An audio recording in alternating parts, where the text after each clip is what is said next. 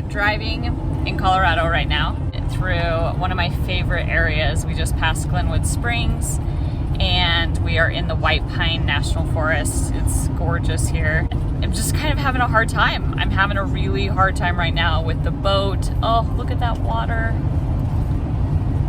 River rafting.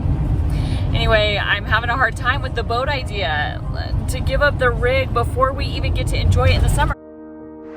I wanted to check in and just the spirit of honesty, thinking about the boating thing and doing a little bit of research and maybe just getting consumed in research. Like I just having a lot of doubt as to how it could possibly remotely work. This is a very hard video to do. It's vulnerability and transparency at my best. It's early in the morning, so forgive the robe and my morning attire. It's just been kind of a hard morning.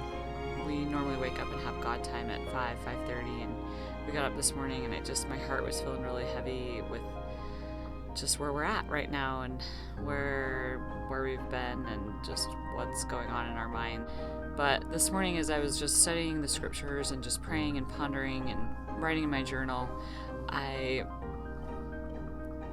just was reflecting back on the last 10 years and how it seems that we have big dreams. We have such big dreams, and all of our dreams basically revolve around how can we build the Lord's kingdom and how can we serve those around us? What can we do to help people be uplifted and edified, but also serve them in a big way? Even though we've owned our own business, it hasn't gone as well as we've wanted. And again, that comes back to dreams and things that we've tried, things that we've done that have just never worked out. We got into direct sales with big dreams and we loved the product, we loved the company, but we just weren't as diligent and it just didn't work out. And then we had big dreams of our studio, our personal training studio, and we had these awesome ideas actually that no one in the Denver area had before. And it was new and it was edgy, and a lot of other apartment complexes that we talked to wanted to jump on board and were really excited about it and were going to bring us on, and then they just all fell through. I had a lot of hopes and I worked so hard for that business, so hard. I never worked harder for anything in my life, and that's saying something. Blood, sweat, and tears, literally, in that place. I remodeled the business when we had a brick and mortar that was across the street from the apartment building that I eventually got into, and we did that to cut our overhead because the lease on the building that we were operating in was killing us. I mean, my first 15 clients was just paying for the building before I made any money at all.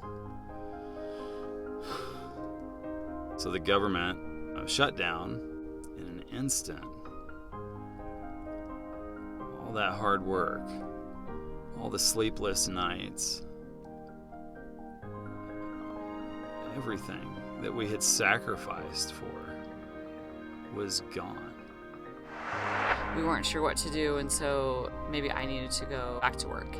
And so I looked for teaching jobs, and just with the education that I have, my master's degree in coaching, and I had my own business for a while, and I coached behavior regulation and cognition and all of that jazz. And just restarting it again, I couldn't get it restarted. And I looked for teaching jobs at colleges that I'm qualified for, and some I was overqualified for and just never got them. But our personal training business is pretty much either way.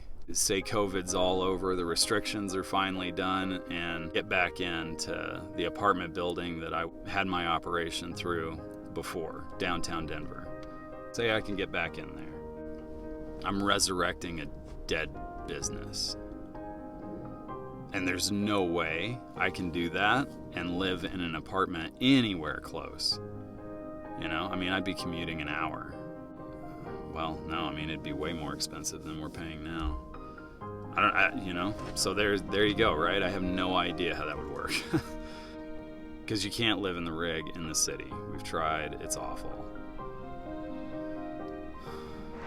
Continually searching for the direction that the Lord wants us to go, but also being able to dream and have these dreams. And just always coming short, feeling like we're being led, but then it doesn't work out in the way that we expected. So many places that I want to go to in Colorado. Telluride, Ouray, doing the boat thing and selling the RV in May before summer even gets here. And we got to enjoy the RV in winter. So I'm having a hard time.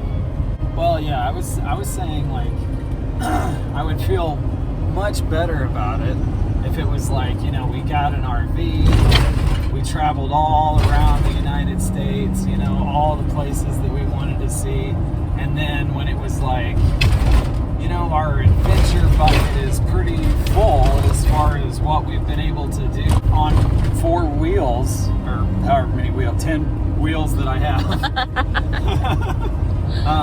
Then we traded in for a boat and go to places that we couldn't go. What are your thoughts about it? My worry about it is if we don't get a catamaran. Because catamarans are not sinkable. They're unsinkable. I'm not worried about our food running out because, right? Buy fishing poles and we can just eat fish all day, so. And those are my thoughts, but My thought is, my scary thought is Evie on a boat. Maybe he could go in a floaty. Dog in a floaty. That'd be funny. really funny. But What are you excited about? I'm excited about our bedrooms. Yeah. I'm excited about our bedrooms because, right, there's a little circle window. It would be cool. Mm-hmm. Plus, we could play actual pirates. That would be fun. What do you think about that, Liv? Arr! I'm not that type of matey. You're not that type of matey. What about swimming all day in beautiful, warm water? And what about sharks in the sea swimming with them? Of course not. You're not excited about that? No, because who would want to swim with sharks? Not me. I want to swim with dolphins. You make sharks go away is you just look tough. Like, stare at them.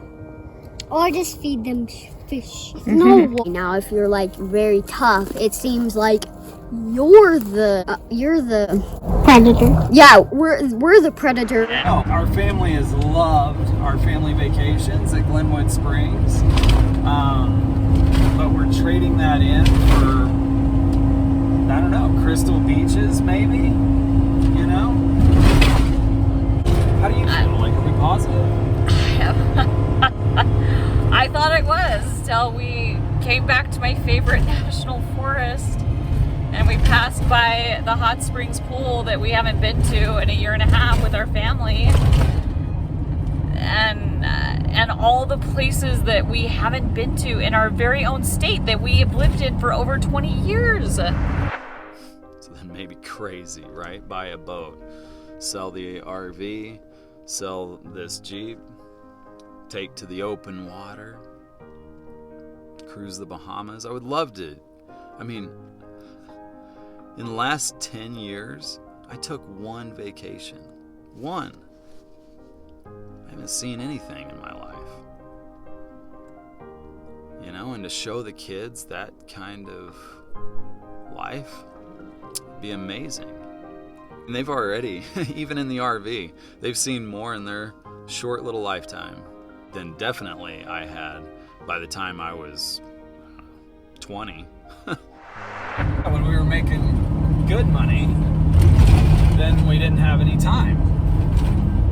And then when we had a lot of time, we weren't making enough money.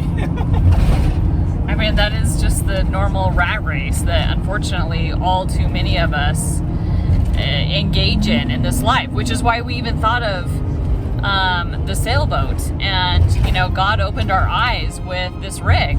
He took a crisis situation, one, William's accident, and two, losing our business in COVID. He took those crisis situations and opened a door of a lifestyle and life that we would never even looked at had that not happened. We're so grateful to God and his graciousness and mercy upon our family, despite all that turmoil from those situations. Right in that mode right now.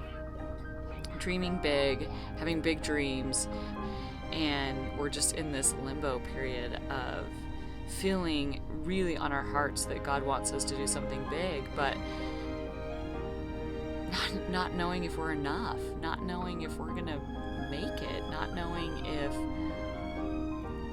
if it once again is gonna be something that we dream and we're excited about, but it isn't exactly how we envision. I don't know if you've ever felt this way, but like the revelation that you receive from the Lord is wrong, and He's never wrong, but maybe we interpret it wrong, or maybe we attach timelines and outcomes to it, which He didn't ever give to that, which is our mortal way of being able to make sense of things we don't have answers for.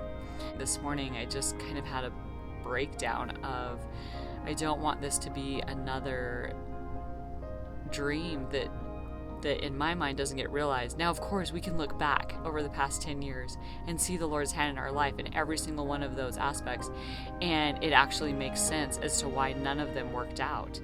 And it also makes sense all the things that we took from them and learned from them, and the necessity of them for us to be in this spot right now. So it's just trying to understand and be okay with, we are feeling led in this direction, but being okay with saying we don't exactly know what it looks like. We don't exactly know how it's going to end. We don't exactly know every step that it's going to take. And There's got to be something else. There's got to be a new chapter, and why not now, right? Like, I'm not going to sit in sorrow and woe is me. Instead, I'm going to look at this as an opportunity, something that God is putting in my path to make a change and to move in a different direction. Because I have faith that I can be led, and that through hard work, grit, and determination, I can build something else, something new. In the spirit of transparency and what's going on in our minds. When are we getting the boat? Like, in a year, in a couple months, week? we don't know. We're still trying to decide. Dad and I are still, like, there's just so many pros and cons. So for me, I'm going back and forth. I don't know. What are your thoughts? We're in one of the longest tunnels in the United States right now. God is always on our side, and He didn't send us here to this world to fail. He didn't send us here to have no purpose. We have purpose. Every single one of us has purpose. We have a plan. There is a plan, and there are reasons for the trials and tribulations that we experience, and that we can gain knowledge and learn and grow from them and become better. Maybe sometimes our experiences aren't for us, but for our kids or for those around us. I wanted to share today what's on my heart, and it's really hard being vulnerable with that not everything's okay all the time. There's a lot of doubt and fear that creeps in, but I think the key is persevering and pushing through that doubt and fear, studying the scriptures, praying, pondering, asking the Lord to give direction, and then being okay with feeling a certain direction, but maybe not knowing the why or the how that it's all going to look.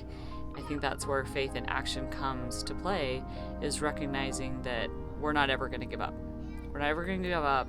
We're not ever going to leave the Lord's side, because His plan for us has always more than what we ever did with our life on our own when we were driving our own car. So I just wanted to share that today. I hope that inspires you out there. Anyone who might also be struggling, maybe between different decisions, or maybe just you've had dreams that don't seem to be ever realized like us, but finding the purpose in them and moving forward and trusting the Lord anyway, I think is key to finding joy in your personal journey. Take care.